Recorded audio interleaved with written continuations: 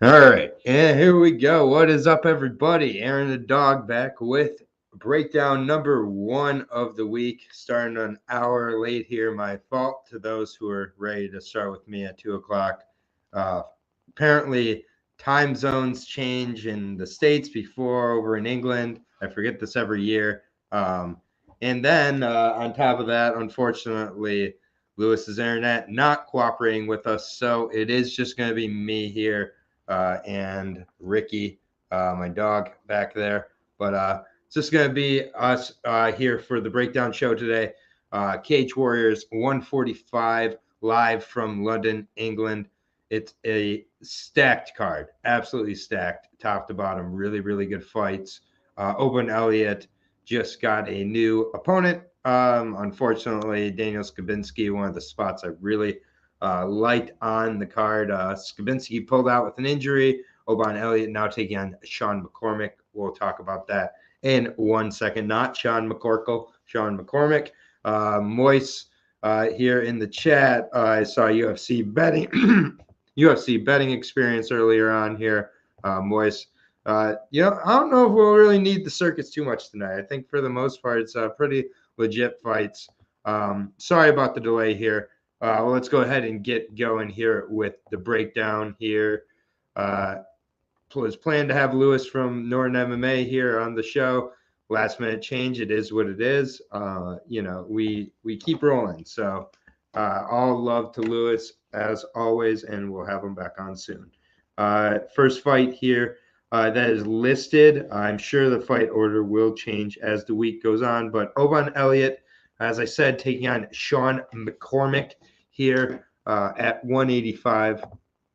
Not a bad show at all. Lance Mansfield. Good to see you here, Lance. I haven't seen you here, but let's go. Making the adjustment on the fly. Was planned to have Lewis of Norton MMA on the show, my boy, my Cage Warriors partner, but we adjust here, so we keep going. I got 3 breakdowns to do this week with the LFA coming later in the week, as well as the UFC breakdown show, as always. But here we go. Good fight at 185.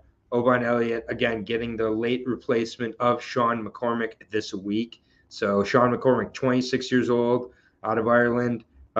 Longer guy, stayed really active with his leg kicks in his last fight against kind of a similar built opponent in Owen Williams, but Owen Williams, 0-0.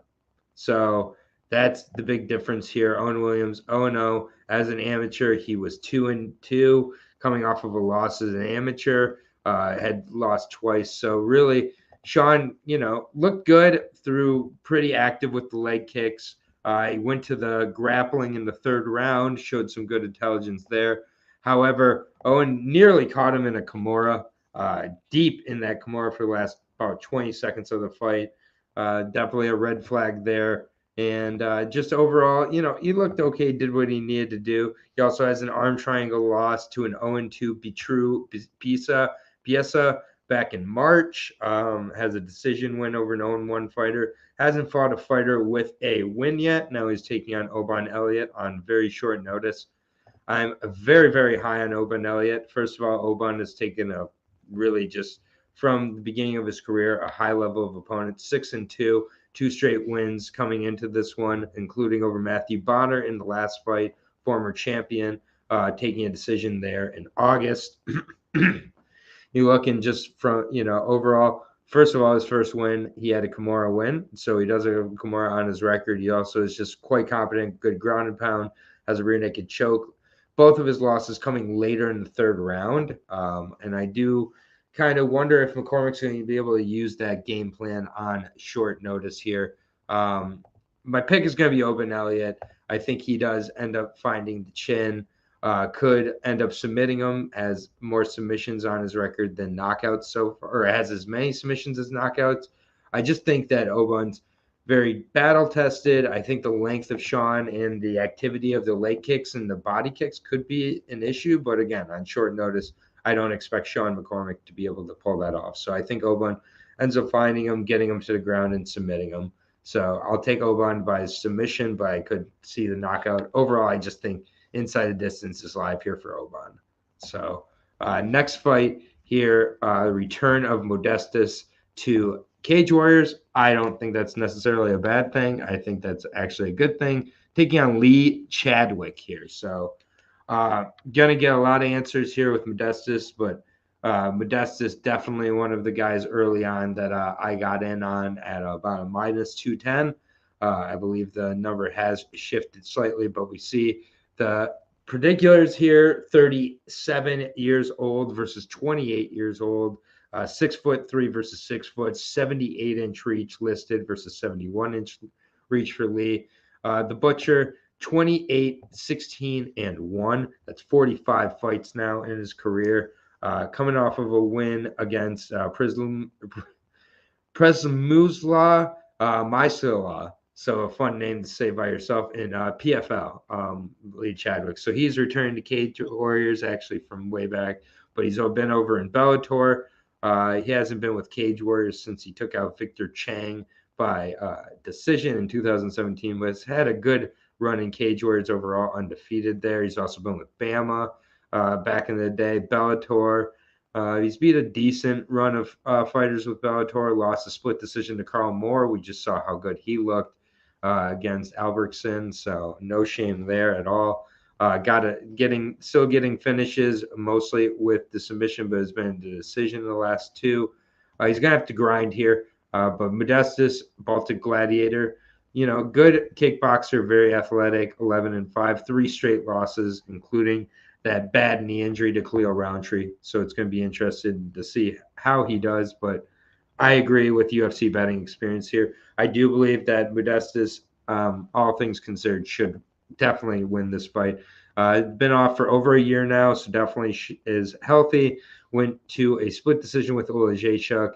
Got knocked out by Crute. Didn't look great against even Michailidis, but again, I just think that you look at fights like the Martin Hamlet fight, the Marcin Wojciech fight. Both those fights with Cage Warriors back in the day looked very comfortable there. I think he comes back, gets into winning column. I like the knockout for Modestus.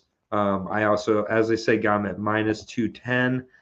Let me look at the line, but I agree with UFC betting experience here, which again, I've always made the joke. I always see him here for non-UFC breakdowns, so it's always fitting. Cage Warriors here. Thank you, everybody who's checking out the breakdown here, and apologize. Lewis was not able to make it here. Definitely was looking forward to talking about this card with him all weekend.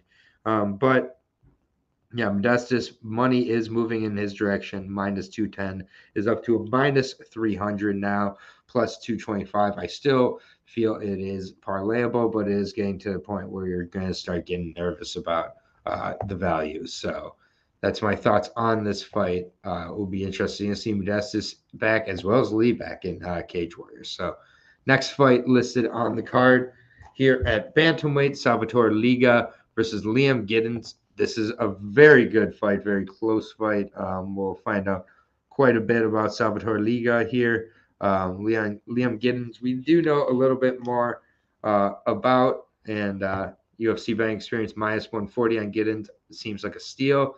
Yeah, we'll get into it here. Let's talk about Liam first. 8-4 out of Next Generation MMA. Very, very good camp. Several guys from that camp on the card. 8-4 coming into this for the Nightmare. We know him well. He's been in Cage Warriors for his entire career, aside from 2 fights. Has had a pretty good run of it. His losses in Cage Warriors coming to James Magard by decision. I lost to Brian Blueland by knockout early on. That was quite surprising. The Fanny fight was a brutal knockout as well. Kingsley Crawford kind of tooled him up, and then Edward Walls getting back into the win column, using his wrestling, using his pressure. He just kind of overdid against Gerald Fanny and paid the price. Gerald Fanny, a very, very good fighter. He's got a finish of Josh Reed on his record along the way as well. Rear naked choke. Puts on good pressure, good wrestling overall. His stand-up has come along slowly. Salvatore Liga just hasn't fought a huge level of competition out of Belgium. 4 straight wins, all by finish, however, but 1-1, 1-0, 0-0, and 2-2 in his last one with WFL. So This is a huge step up in competition. His fight with Jose Shorty Torres with IMMAF back in 2015. Good amateur fight. Obviously, that was 7 years ago, so lots changed since then. Primarily as a grappler, will throw his strikes to get in grappling range, but has been able to finish a few fighters, including once with Cage Warriors. Hassan Gulmez got a knockout at the end of the first. Liam's been knocked out before. That definitely is the worry with Liam. He also can get caught in scrambles and a little bit overwhelmed at points. But I got to go with Liam Giddens in this spot. I have liked what I've seen out of Salvador Liga, and it will be interesting to see the step up in competition here. It's been off for over a year. I'm going to be interested to see how he responds here. And Giddens has been caught before. I do think that's Liga's best route to victory. But give me the minus 140 on Liam Giddens, plus 105 on Salvador Liga. It's a good fight, so I get the line, and I'm not going to go over the board with Liam Giddens, but I do think minus 140 is playable. So give me Giddens by decision. Next fight here at 185. This one feels like a trap to me. James Webb versus Paddy McCroy at 185 pounds. This is, the veteran grappler and James Webb, who we're quite familiar with, taking on a guy who we're less familiar with, less experience in McCroy, but definitely the more athletic guy, younger as well at 24 years old versus the 32-year-old Webb. Again, Fight Academy Ireland has a few guys on the card. Sean McCormick as well. Patrick McCroy, 3 straight wins going back to his amateur career, all by finish. Petru Pieza, who we talked about a minute ago, he has a knockout of him to push him to 0-2, and then he beat his partner or his teammate in Sean McCormick. So knockout in 2021, and then a rear naked choke at the end of 2021 against a 1-1 Cathal Manning. Supposed to go against Jordan O'Neill back at Cage Warriors 140. The fight just sizzled out, and now he's taken the step up to James Webb as an amateur as well. He was tested, lost 3 fights, including once by Darce choke on his record, and now he's taking on James Webb, very experienced, very accomplished guy. 8-4 now, 2 straight losses coming into this fight. Was finished by Matthew Bonner, was finished by Leon Alou. Both those guys very, very high level. Obviously, Matthew Bonner not known as a finisher, but still very high level. Was supposed to be taking on Samir Kadi coming into this fight. So another high level guy out of France who's had some big wins early on. Has an arm triangle win over Craig White. Controlled Mick Stanton. We've seen how Mick Stanton's looked. Matthias Frederick, another very athletic, explosive guy, went to a decision. Draw in the first one, and then he got knocked out in the 4th round. Still, nothing to really hang your head on there. Good fights there. A lot of finishes by rear naked choke. Has a Darce choke finish and an arm triangle finish. He's going to look to really grapple McCroy, overwhelm him. And I just think that he's going to be successful in doing that. I like James Webb in this spot. You fellas, we live. Bid Moyes, big at, Rogue Strummer, appreciate you being here. You're liking Webb in this fight. I like the other side. It's not one I'm like in love with. I just think overall that Webb knows where he needs to get this fight. He's trained on the feet. He's going to have a lot of trouble. But even in the fights he's had trouble, he's shown the durability and whatnot. It's been later into the fights. I just think that the experience overall is a big step up for Paddy. So, I'm going to go with Webb to get the submission, but definitely could be one where we see Paddy just burst onto the scene. It just seems like a lot. And, still the last 2 guys Webb's been put away by our championship level fighters. I think he gets a vet lesson. Literally what Moyes says. So, I agree. I just think Webb is not going to be stupid in trade here. And, we'll see how good McCroy's grappling is. I think Webb has very good grappling. I like Webb to get the finish by submission. I've seen that there's a lot of people on Paddy, plus 115, minus 145 on Webb. I've seen it at a pick'em. I saw it at a pick'em yesterday, which I liked much more. At this price, I'm probably leaving it alone, but maybe touching Webb just a little bit. Next fight here, again, was planning to have Lewis on the show, so was not planning to do the solo show here, not making any excuses, but sorry if some of these fights are just a little more brief. I was planning to have someone to bounce off of for some of these. But Decky McLean taking on Andre Gonçalves, I believe is how you pronounce it, even though it looks like Goncalves. It's Gonçalves, Andre Gonçalves out of England, originally Portuguese, but Gonçalves, 4-1-1, 33 years old. He's listed at 5 foot, but he's not 5 foot tall, but he's not super tall here for sure. Last fought 3 years ago against a 2-5 Julian Buteau. Got a rear naked choke in that one.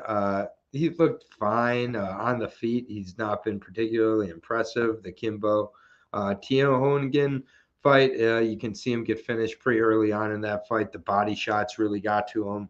Overall, he beats a lot of cans by taking him down and beating him up on the ground. Went to a draw with Aaron Khalid, and he can say that's probably his most proud moment of his career. So overall, I'm not super impressed by Andre Gonçalves. What I've seen, he needs to get it to the ground, kind of control on the ground, but Decky McLean going to be significantly taller, 5'10". I believe Andre is probably closer to about 5'7", I would say, but I'm not positive, 5'7", 5'8" range. Decky is a lengthy, tricky veteran here, 7-5-1. 2 straight losses for him, both by knockout both by finish. Steve McIntosh getting the rear naked choke, and then a knockout by Tobias Harila, who did not look great. Again, Tobias could not fight any differently from Gonçalves, so not too worried about that. Was supposed to fight Dan Collins on that night. Dan Collins pulled on. Tobias did take the fight up a weight class. Had a good close fight with Kieran Lister at Cage Warriors 120 back in March of last year. Rear naked choke of Adam Bentray hit there. For the most part, he's pretty competent on the feet. He's scrappy. I think that just in this type of fight with Gonçalves, he's just going to keep it at a distance, kind of fight, throw a lot of leg kicks, keep the fight at his range. He's just got to show he's got the takedown defense. I think Gonçalves has also shown he slows a little bit as the fight goes on. So for me, I like Decky in this fight. He's going to be comfortable with Cage Warriors. I know he's not got the best Cage Warriors record, but a lot of close fights as well. I think this one could be close, but I think on the feet it is not that close. So I do like Decky to edge out a decision here, keep the fight at his distance, and take, like I said, a decision. So I think he keeps it on the feet. I think it's pretty clear in this one where the fight wants to be taken for both guys. So I like Decky McLean by decision, keeping it on the feet. But I do think it's a close fight. Gonçalves could ground him for most of it. Not seeing a line currently on this fight, but let me just check to make sure. One more spot here. Just bear with me again. And here we go. Checking on Bovada and Cage Warriors. Here we go. Sorry for the delay again. All right. And looking right now to see if McLean is available and not seeing the line available. So I would anticipate Gonçalves to possibly be a slight favorite. And if that's the case, I would take a shot on the dog and the Irishman and McLean. Next fight, very good fight. Josh Reed moving up to featherweight. So it's been down at bantamweight for a long time. Costumes fight. Thank you, Justin. I appreciate it. Next fight, but at featherweight here, in the debut at featherweight for Josh Reed, taking on Ryan Shelley. The Shelley brothers both on this card. Both of them didn't super impress me in their last go around. Josh Reed, crazy horse here, 12-7 for a reason. Has fought whoever has been in front of him, coming off a rear naked choke loss to Luke Shanks in the last one. We'll be talking about Luke Shanks shortly. Put away Kurzev by rear naked choke before that. Lost to Dylan Hazan in a close decision. So on a high prospect. beat Brian Creighton, a 10-8 fighter, put him away in the first round. Then lost to Liam Giddens by triangle. Then he put away Ivan Zadar by bulldog choke. Then he lost to Marko Kovic. Overall, wins and losses through his last 4, 5, 6 fights, going back to 2019, coming off of a loss to Luke Shanks. Was supposed to face Bogdan Barbu at 135 the last time out. Now he's taking on Ryan Shelley on slightly short notice. Ryan Shelley, good kickboxer, has a Taekwondo background as well, I believe. 7 straight wins for him. Had a close split decision win over Matthew Elliott. By all means, could have went either way. Before that, put away Magdi Guriev, 2-0 fighter, and then pretty low level of competition with cage conflict and a 4-7 fighter with Cage Warriors. Put Leon Malloy by rear naked choke. Definitely has been working on his overall game plan. Very confident on the feet. I think that is where he wants to keep this with Josh. Plus 200 on Josh Reed. I mean, it's short notice, up a weight class. In the Shelleys still kind of have a high prospect. I agree. This is a crazy line for me. I just think that, Matthew really won that fight, robbed you of a plus 200. Not happening again. So, we got another, I think, very close fight. Be interesting to see how Josh Reed looks up at this weight class, but I think he'll be fine. I think he'll be able to handle it. He needs to crowd and pressure. Shelley here, plus 200 is a perfectly good line. So for me, it's a close fight. It's dog or pass from a betting perspective, and I'm going to take Josh Reed to edge out a decision here. I just think he has been in there with a much better level of competition. I was not impressed by Ryan Shelley in his last go-around, or Adam Shelley for that matter. And I do think that Reed uses the veteran guile. I think not cutting the extra 10 pounds helps him really pressure and keep a pace throughout this one. So I like Josh Reed to edge out a decision. And I'm hearing plus 200 from UFC betting experience here on Josh Reed. I'm seeing him currently at a plus 195. Take a shot at it. Minus 260 is not warranted here for Ryan Shelley. So it should be a close fight. Dog or pass. I like Josh Reed by decision at this price especially. So should be a good one at 145. Next fight on the card. Really excited to see both these guys back in there. Mehdi Ben Lakhdar taking on Xavier Sidaris here. Both guys making a return from a little bit of a layoff here. Really excited to see both guys make the return here. I think this is a great fight. Good clash of styles. I've seen out of Xavier Sidaris from what I've been able to see. But should be a good one. I'll go into Xavier first here. Xavier 8-2-1 for the South African here out of Gladiator Gym. 4 straight wins for him. 30 years old now. Those 4 straight wins coming since the draw over Andre Winner back in 2015. Again, 2015, 2016 were the first 3, getting rear naked choke, knockout, and then a rear naked choke of Chris Bumgard. Very good fight. You can go back and watch that one. Just really overwhelms Chris, outclasses him, really showed his skill level in the grappling.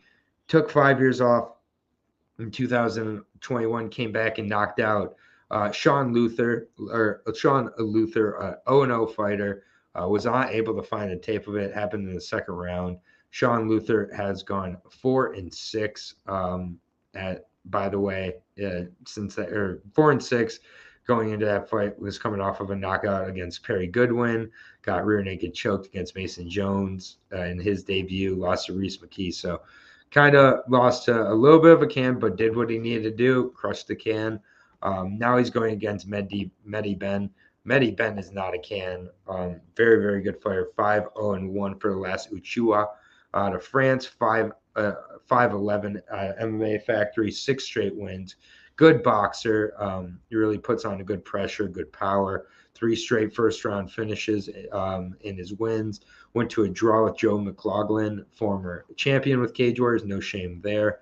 I just, think that while he hasn't fought since 2020, so it will be interesting. Was supposed to fight Agdi Sadari, former champion, was injured for that fight.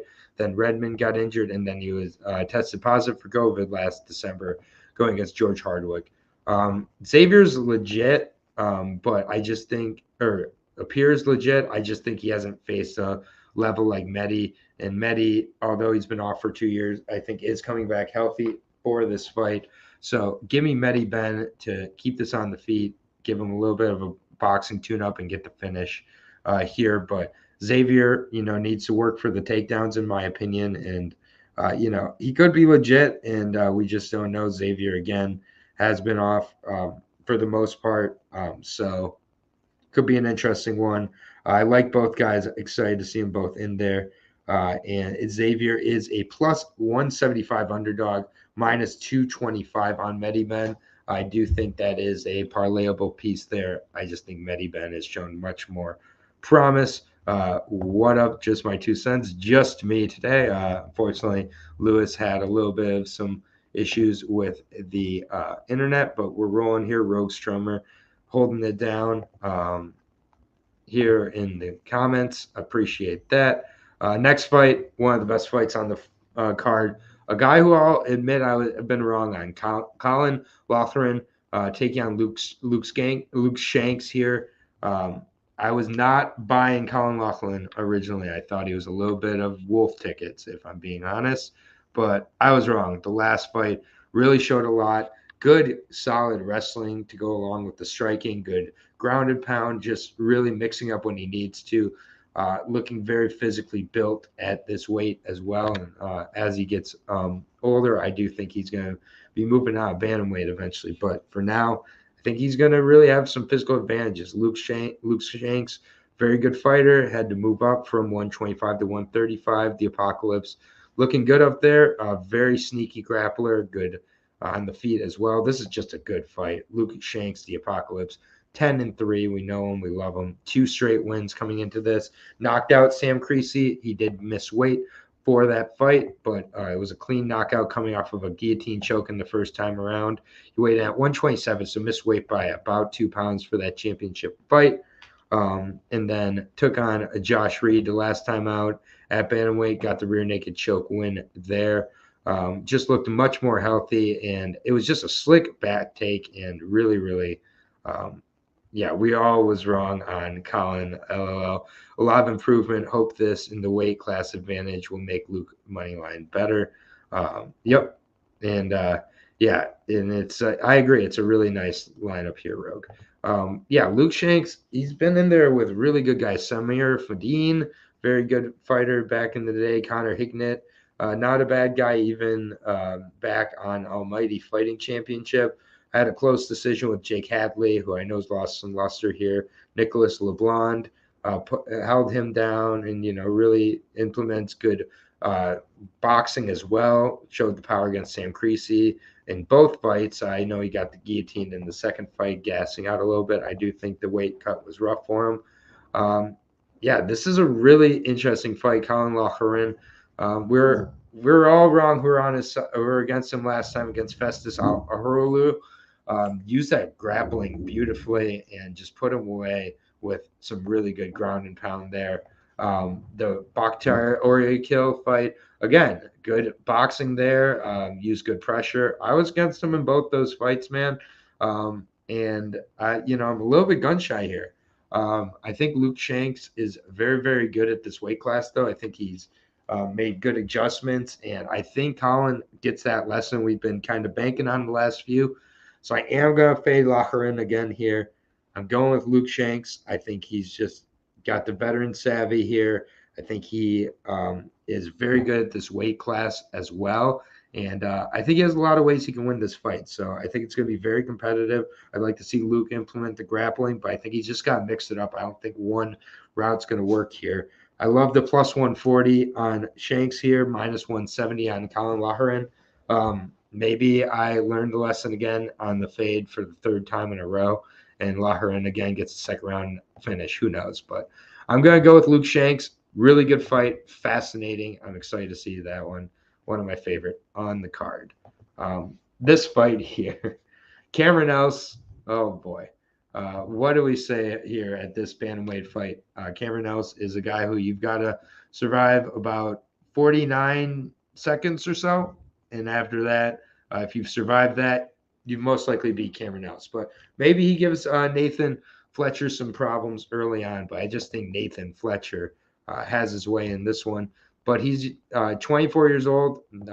Cameron Else 35 coming into this one. Nathan Fletcher 6-1, coming off a loss. Next Generation MMA, a loss to Dominique Wooding in the third round. Dominique Wooding was really tooling him up for a huge amount of that fight. I'm a huge Dominique Wooding fan. I'm not exactly holding it against him there in that fight. Prior to that, a lot of rear naked choke finishes. Also an arm triangle finish in there as well. All his fights being with Cage Warriors. Brian Boland and Michelle Martingoni, very, very high level of opponents as well. Got the third round finish in one of those fights. Cameron Else, 10-6 now, 2 straight losses, both in the UFC. Archie Lang put him away in the first round after about 2.5 minutes.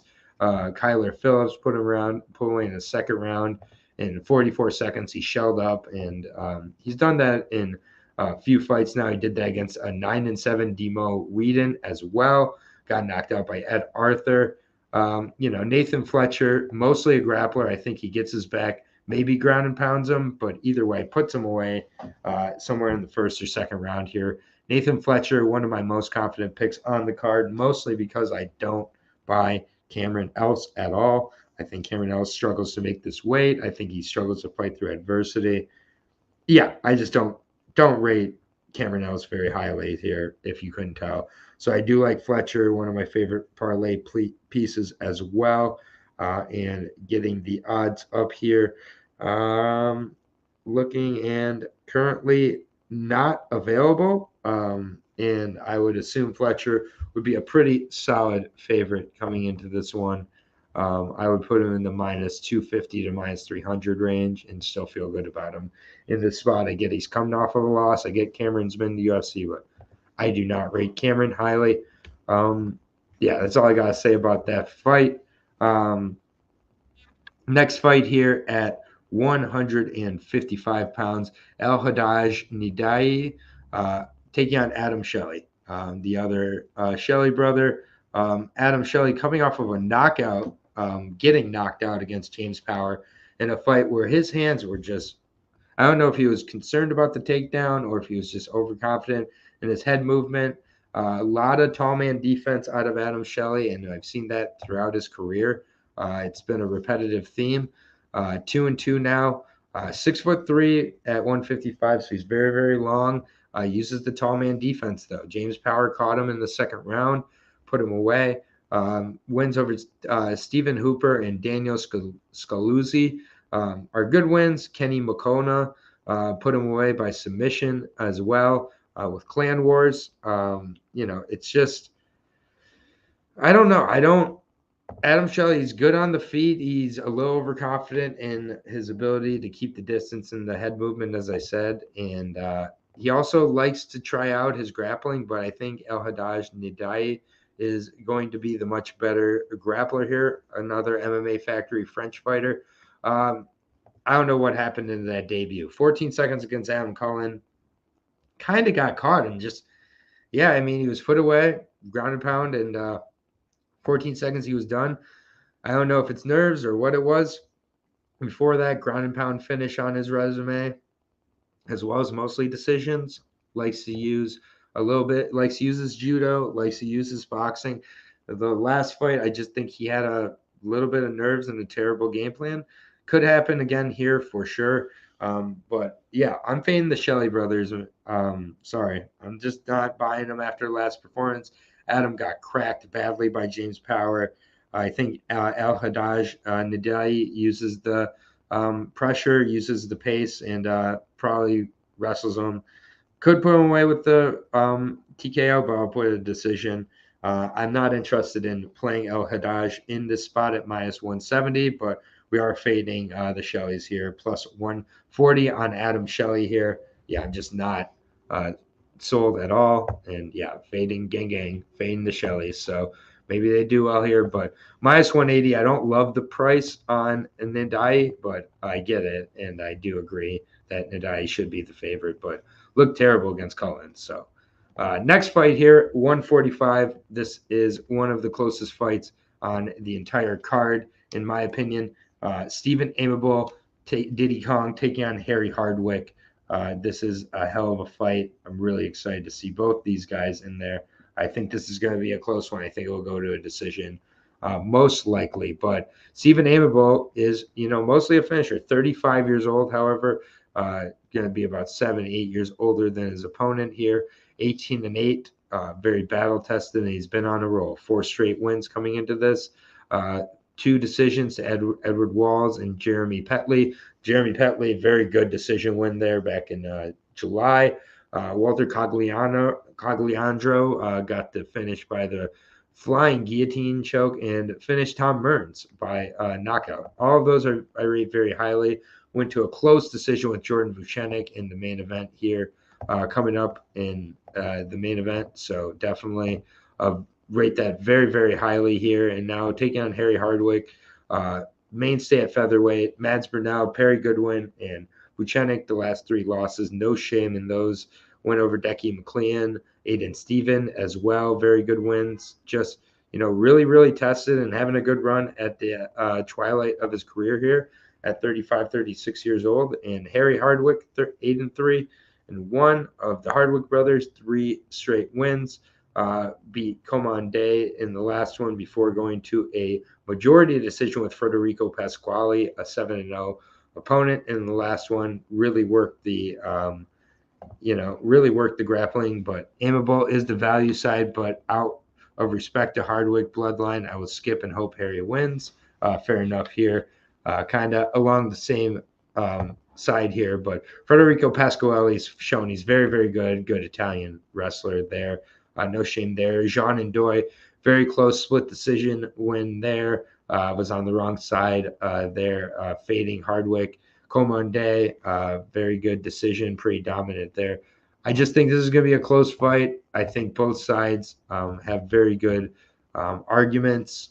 Harry Hardwick coming off a tough fight with a really aggressive wrestler. Steve Amable, much more willing to trade, more well-rounded. So I see the value in Amable, but yeah, I'm also, going to just fade here.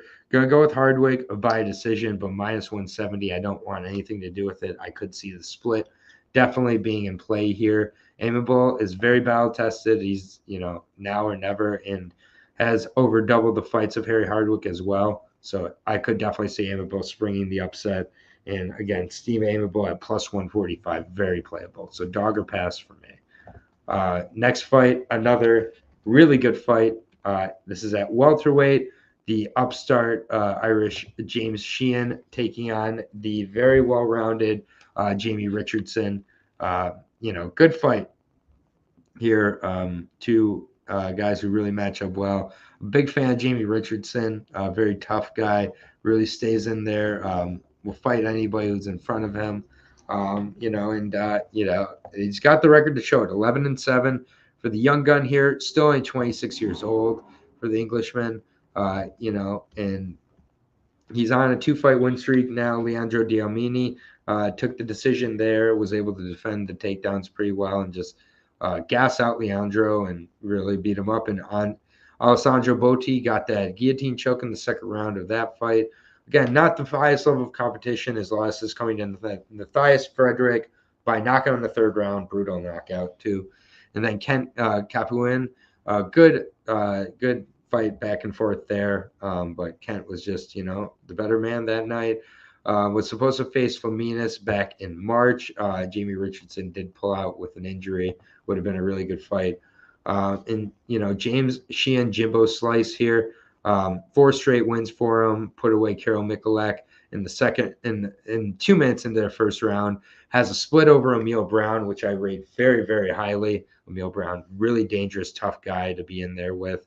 Went the distance with Machado. Gary, but Gary did, kind of put it on Sheehan in that one, I'll be honest. But Sheehan seems to have gone much better. 4 straight wins for him, 3 finishes, 2 straight knockouts coming into this one. Richardson, just a very, very tough guy to finish. You're going to be in there till the end for the most part. not a guy you're going to knock out. You're going to have to choke him out. So I am going to take James Sheehan to go to a decision here. But I think that as it goes on, I think he is able to kind of pile on Jamie Richardson. But if Jamie pulled the upset, it would kind of, be kind of cool. But yeah, Sheehan just seems to be getting better and better using his physical tools really well. Yeah, and you feel UFC betting feels it's too close of a fight to bet on. Fair enough there. And then accurate striking, a lot of power. And then on Sheehan as well. Yeah, I'm on Sheehan. But yeah, Jamie Richardson, definitely the type of guy who can, shin the apple pie, so to speak.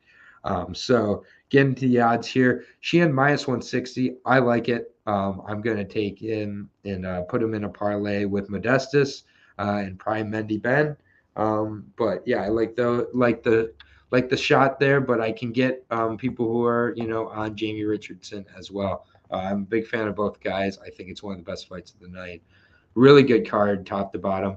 I don't know if this is going to be the co-main event. I doubt it will be since Colin Lacharan has a win over Festus Oralahu, taking on Fazil Malik here. This is the second from the top on Tapology as of Monday. 5-1 versus 5-0. Fazil Malik.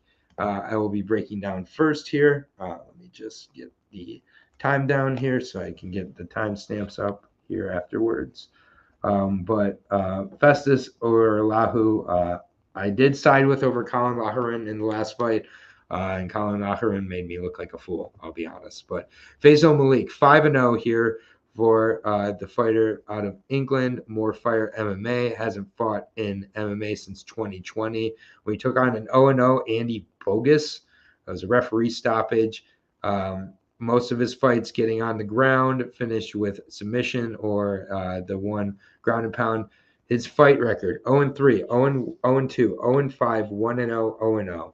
Hasn't fought since 2020, undefeated as an amateur as well. Maka White, 5-1 amateur, was able to watch that fight, win the third round before he finished him with the submission there. Festus Oralahu didn't look great against Colin Lacharan. Colin Lacharan had a really great game plan, good wrestling, and made Festus kind of quit on the ground there. Didn't like what I saw, but very athletic prior to that. Throws a variety of strikes. Has been in there with a much better level of competition, even though he was against William Carnes in his first fight, 0-26, 0-1, 0-0, then 6-2 Diego Barboza, and then 8-1 Mike Ekeyandayo as well, going to a decision there. Looked to be much more comfortable on the feet in this fight, and Malik looks to like to get those fights to the ground. I just kind of question the level of competition Malik's faced and how he's going to look after this layoff. But, I mean, early on, he's going to be very live on the ground, I think, against Festus. Festus just looks a little bit overwhelmed on the ground, looks to kind of deteriorate and gas quicker on the ground here. And, I mean, he's just going against a guy who's going to be just spamming takedowns. So even though low level of competition, and I just, has been off for a while, Festus much younger, longer, more athletic, I am going to just take Fazil Malik here. I think he knows where he needs to get the fight. I think he is going to have success getting into the ground, but if he doesn't, he's going to be in a lot of trouble on the feet, and Festus might make a nice rebound here. So plus 120 on Malik, not going to bet it. But Festus, I'm kind of back and forth on this one. I don't know. This is the one I'm having the hardest time with. I know I just said Malik. I guess I'll go Festus by decision. Very unconfident in it. Minus 140. I just don't buy the level of competition Malik has faced so far, and I just think there's a physical disadvantage here for Malik, who's had 2 fights with Cage Warriors scheduled, and both have fizzled out with lower levels of competition. So, yeah, I just don't think a guy who's faced one guy with a winning record. But, again, we saw Festus looked there and against Colin Lacharan. Colin Lacharan, powerful wrestler, though. Powerful ground and pound as well. I don't think Fazil has those same tools. So give me Festus by decision. Not confident, as you could hear. Main event, maybe enough to cover the skill gap here. Yeah, I agree. Yeah, it's just one that I wouldn't go crazy about. This is going to be the main event, and I'm positive about that unless there's an injury to one of these guys. But these guys have faced each other before. This is an incredibly close fight. I do know Lewis was very much looking forward to breaking this fight down, but the Epidemic Jordan Vucenic, champion here, taking on Paul Hughes at featherweight. Yeah, this is a really interesting fight. Um, and let me see. I just wanted to see really quickly if I just want to see really quickly if Lewis was able to give me his picks, because I will go through those shortly. Yeah, he did give me his picks, so I do have those. And in the main event, he is edging with Vucenic. So he's a huge Vucenic fan. And they had a very close first fight. Paul Hughes, uh, has had a few close fights lately, but 8-1 interim champ versus the current champ. Paul Hughes out of Ireland here, 5'9", good size for the division. Fought last October against Morgan Charrier, Morgan Charrier, where he got a majority decision. I feel he won that fight pretty clearly. Won the first fight. I don't know why people thought it was a rivalry. Hughes also grabbed the cage to get on top to win round one. That's a very good point there. I don't know how to pronounce your name, but very good point there, and we'll get to that here shortly. But yeah, overall, Paul Hughes has faced a very good level of competition. Been with Cage Warriors for a while here. Is known as a finisher, but his last three have gone to a decision. Went over Aiden Steven. Then Vucenic, it was a split decision in their first fight. It was a close fight, but yeah, it was. I do think Vucenic won it. And then UFC career. Watch both men's all his career today, and still not sure who to pick. I bet Hughes going to the tape left not sure. Paul versus Morgan was such a good fight. I do feel Paul won the fight though. Paul grabbed the fence twice in round 1 and 2. There's a lot of good stuff to come. The Vucenic fight, it was a close fight. I do think Vucenic showed he was the better man that night. That fight was 2 years ago. Paul Hughes came back against James Hendon, showed the wrestling was really on point, very well there as well.